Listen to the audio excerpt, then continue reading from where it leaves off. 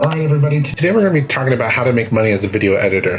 One of the top questions I get asked is, can you make money editing videos? There was a point in my career where I was getting really irritated with it. I'm like, duh, I can make money. There are people who make tons of money video editing.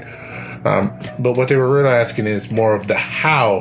How do you make money as a video editor? And so that's what we're going to get into today. When I initially started video editing, the three common ways to do it was video editing itself was just captions, simple transitions, nothing too over the top. When I first started, Facebook was still very much the most popular app to put your videos on for people to see. That and somewhat of YouTube, but not so much in my space. The other was image editing. Surprisingly enough, if you can color correct a video, you can also color correct and add filters to pictures. And the third way I was making money in the beginning was just simple social media management. Posting to platforms, distributions, and things like that. Now I say I started with those because now I do a version of that still.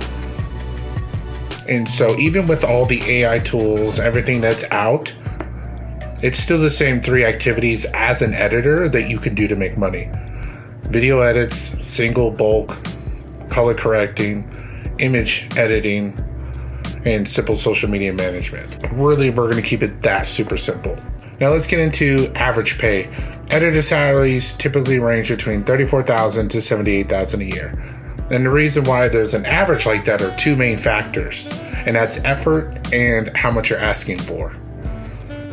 There are a few talented editors I know that aren't making a lot of money, and that's because they're not putting in the effort, which also means they're not asking for it. Now, there's some of you that are putting in tons of effort, and so you need to kind of work on your ask. And so we're going to cover both of those today. For my effort people, even the people who are most talented, there's a couple things I need you to understand. If your effort's low, your money's going to be low. Covering the first one is effort.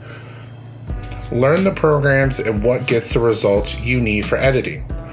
Don't rely on talent, even if you have a lot. And also get into these AI tools. Opus Clip and Firecut are my two favorite, and they help me edit a lot faster than what I was doing before. Those tools are really meant to accelerate some of the skill sets you already have and kind of get rid of some of the mindless tasks that you were doing before. If you know me, you definitely know Nikki, and so I would definitely suggest looking at her channel and going over the AI tools that she covers because we use them. Now going on to the second part, the ask. The asking is where some of you are either lacking confidence or just don't have enough experience in.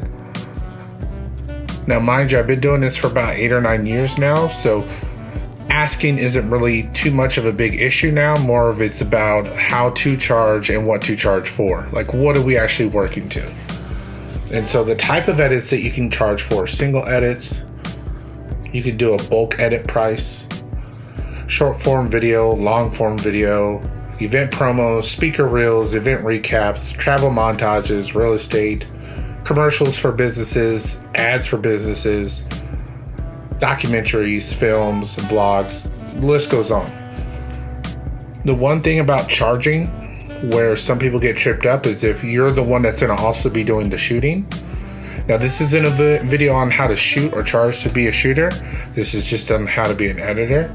But I'm going to tell you right now, once you're able to pick up a camera and understand how to record something, it'll take your editing to the next level and you'll be able to charge more. Now, when it comes to how to charge, there's time-based pricing. That's where you're like, hey, I'll edit for you 3 hours a week. I'll charge you $20 an hour. And so I'll be charging you $60 a week.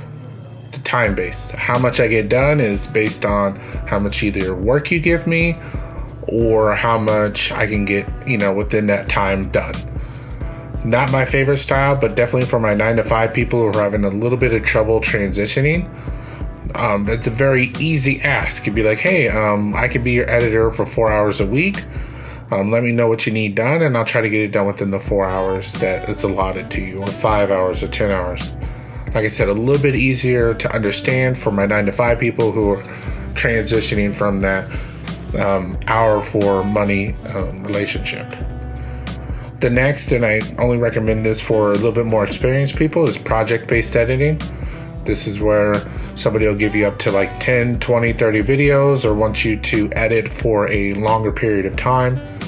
Either say they want to have you work on a project that's going to take a month to 2 to 3 months. That's where you start looking at, $2,000 to $3,000, $4,000, $5,000 per project because of the amount of time and effort you're going to be putting in. Now, I use that word effort again because when people make this decision to bring you on, they're not trying to bring on this like, oh, I make money while I'm sleeping, or oh, I'm just so like rich. That's not, I see it played out on social media as that's the cool thing, to act like you didn't care about something. But that effort and showing that you really care about your work is actually what's going to keep you paid and keep you from falling into this unpaid artist trap. And then also, like I said before, simple social media management. Platforms and distribution really help people. Now, are there a lot of tools that these people can use already? Yes, but it still requires a person to set it up, go in, add the content, and then have the content distributed. That still requires a person. So has AI replaced the job? No. Has it made it easier? Yes. And so you can package that into how you're charging people. And we can actually combine all three of these too if you wanted to. A time-based project and social media management. Say if somebody wants you to make 3 event promos from an event that they had, and they want to pay you to post them on a weekly basis, which will also probably lead to other potential work because they got to give you access to their account, and then you'll get access to their footage, and then you'll be able to produce that content and then post it for them. You can almost do like a lump sum charge for that. And so it'll cover you from the editing aspect to the distribution aspect. Like I said, effort and ask. Some of these you're gonna learn more by trial and error. You're gonna be like, oh, okay. I asked them for 100, they said no. They only wanted to pay me 20, but I know 20 is not enough to get the job done. For those who are in our Deeper Than the Brand community and people who follow me already on Instagram or TikTok, I did post about when to say no, or learning to say no early and often is what's going to help you. If the money don't make sense, the exposure don't make sense, then don't put any effort to it. Just say no. Just say no, thank you. It's okay. Nobody's going to get hurt. If somebody's feelings get hurt, then they're not the person to work with. Shout out to the Deeper Than the Brand community. If you're looking to join our Deeper Than the Brand community, who get access to our information, our trainings, and access to us as a team on a regular basis, I'll put the link in the description below. And shout out to Adrian. I put out a post asking, last minute, what are some of the questions they had about charging. And so the 2 people that commented on there were Adrian and Noel. Shout out to you guys. Their questions were spot on to what I was going to speak about. And they actually asked a couple other questions that are a little bit more detailed. So let's jump right in. Awesome. So shout out to Adrian. She asked, 1, how to gain more opportunities as a freelance editor. What I tell my freelancers is, on your own time, edit videos as much as you can. Go shoot something, rip a YouTube video off, do something to always be constantly editing. If you don't know how to download a YouTube video or rip a YouTube video off of the internet, comment below. Maybe we'll make a video about that. Somewhat frowned upon and somewhat not cool if you're just repurposing it and not switching it up or adding your own style to it. But for my editors out there, make it a habit of constantly editing the things that you already want to get paid for. So to answer that question in the most direct way, how to gain more opportunities as a freelance editor, 1 is ask, and 2, already be editing. 2, how much is free costing me? Meaning, when do we create for free versus charging when we are trying to get paying clients? I'm constantly editing for free. I may not be for a client, but just on my own. I'm either editing pictures, taking pictures, clipping out videos. I'm constantly doing the craft. So when somebody comes and asks me, hey, can you edit a video for me? That's what I know I need to charge. You're now taking me away from what I'm already doing for fun. And so then now this becomes a business transaction. Now it says first is free when we're trying to get paying clients. If anybody asks you to edit for them, you have now become a business, and we're now trying to create a business transaction. And then the last part is finding clientele. Pick an industry you want to work in. Real estate, cars, concerts, public speaking, a bakery, a gym. All those different types of places need content and now are moving to or towards social media content. And so there are always clients that are looking to bring somebody on to edit. So have numbers ready for them. Say if they need a full-time editor, that's 40 hours a week. Have a number ready and have an amount that you're willing to make for that client. So if a client's trying to pay you $2,000 a month to either edit, see if you can charge them $3,000 to edit and distribute.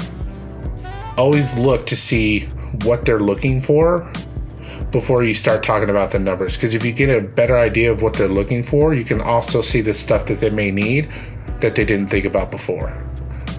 And if you bring something to somebody that they didn't know they need, and you know they need it, they're going to look at you as the expert that you should be. So hopefully that answers your questions, Adrian.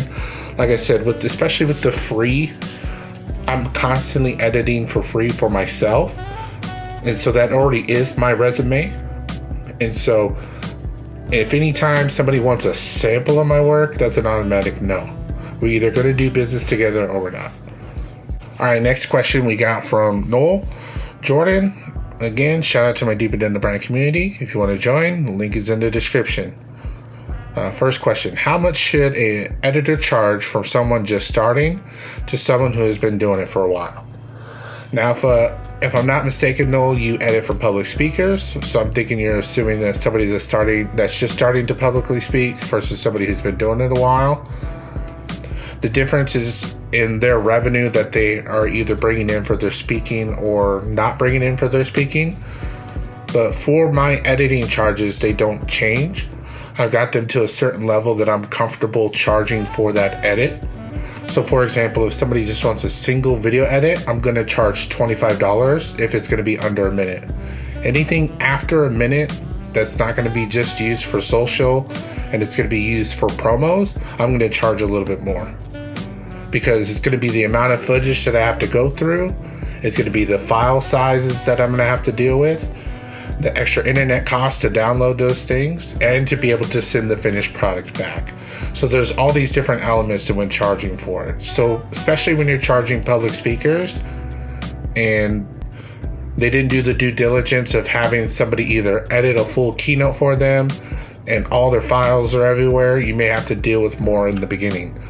So for my starting prices, they're probably not going to reflect the amount of work that I'm actually going to be doing. So when it says how much should an editor charge, in this scenario, I would always look to see if it's going to be a long-term deal to say yes to, or if it's going to be a one-time thing. There's some things that they need to get together before I edit the video. Hopefully that makes sense. Let me know if you have any more comments about that first question. I got you. And then the second one, tips on how should a conversation look like with a potential client to determine if they would be a good fit for each other.